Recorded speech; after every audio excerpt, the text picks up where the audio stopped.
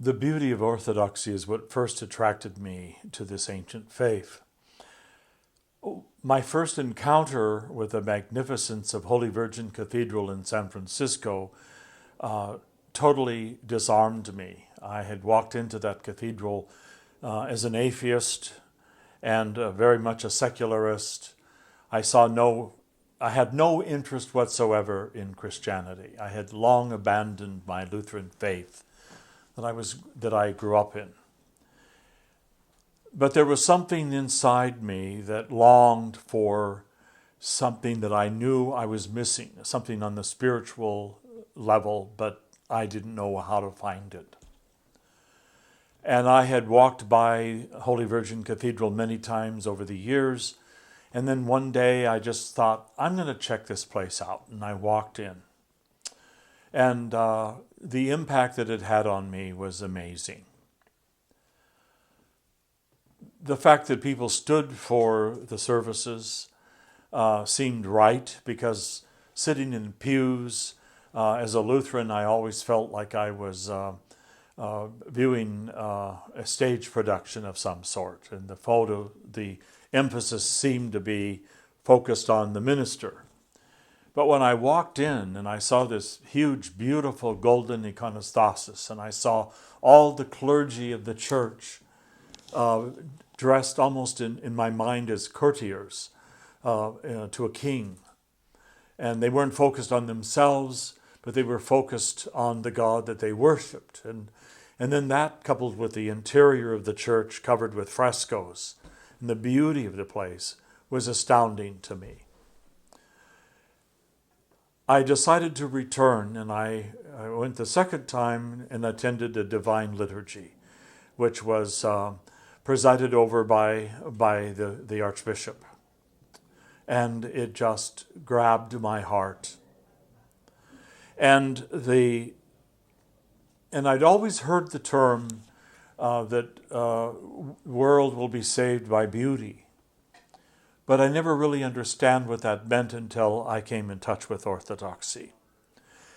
And this is the case because Orthodoxy and beauty are inseparable, because God and beauty are inseparable.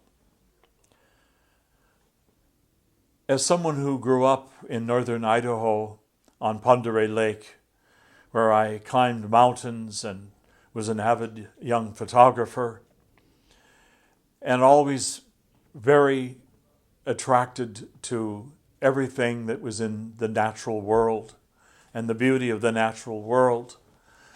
The very first time that I came in contact with an actual painted icon was when I was in college, and I was taking my first trip to from Oregon to San Francisco. And my friends and I stopped on the Avenue of the Giants, and I beheld for the very first time these great redwood forests and these trees that were bigger than anything and older than anything I had come in contact with. And I was so taken by the beauty. Because earlier that summer I had come in contact with this icon that a friend of mine owned of the Holy Virgin. And there was something in my mind that connected both the icon and the redwoods as somehow similar. Both of them inspired me. Both of them made my heart soar. And both of them seemed like it's where I belonged. I belonged in the redwoods, and I belonged before an icon. And that whole concept stuck with me.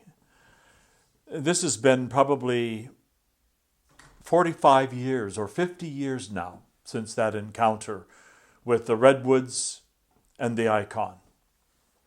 And every time I return from visits to San Francisco and our cathedral and our archbishop, I always try to drive up 101 and take an exit onto the Avenue of the Giants. And I still walk back to that same tree at the end of a path, and I give her a big hug. The last time I was there, I looked up and I said, "My dear, you haven't changed a bit." And she looked down at me and she said, "You, however, have changed tragically." But what I'm saying is that the Avenue of the Giants and those big redwoods still impact my heart and my soul. But I have something very similar happen to me when I walk into the monastery temple here on Vashon Island. I'm transported to a place where there is neither time nor space, but to the heavenly realm. And there is the beauty of orthodoxy and the beauty of our God. And this is what saves us. Much like taking a bouquet of flowers and setting it in a vase in front of our own personal icons in our home, or offering incense in our worship before the throne of God, even in our home. These are things that impact us in a way that unites us to God and connects us to eternity. This is why an artist or a poet can experience the eternal when creating something of beauty. God is creator of heaven and earth and is present through his created energies. The material world being good is an important means through which God expresses himself.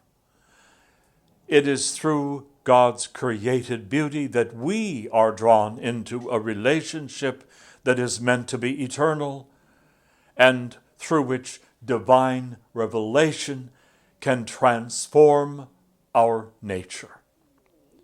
Then creation is completed, and the created is united to the Creator.